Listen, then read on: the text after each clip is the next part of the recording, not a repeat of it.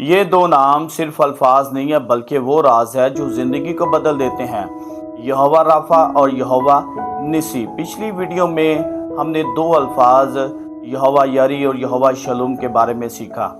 آج ہم اس ویڈیو میں یہوہ رافع اور یہوہ نسی کے بارے میں سیکھیں گے۔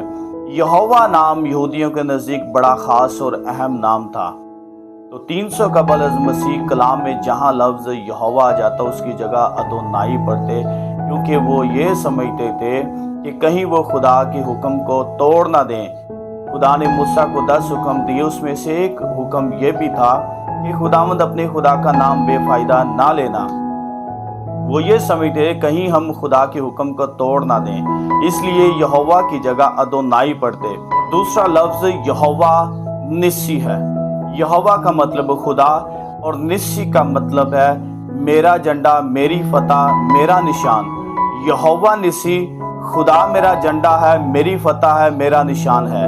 تو دو الفاظ جو ہیں یہ بڑی اہمیت کے حامل ہیں۔ اگر آج ہماری زندگی میں بیماری ہے، دکھ ہے، تکلیف ہے تو خدا شافی ہے۔ خدا یہوہ رافع ہے، وہ شفا دینے کی قدرت اور طاقت رکھتا ہے۔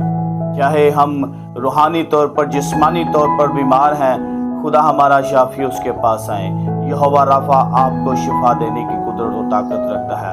اگر ہم اپنی زندگی میں دشمن پر، ابلیس پر فتح چاہتے ہیں تو یہوہ نسی کے پاس آئیں، وہ آپ کو فاتح بنائے گا۔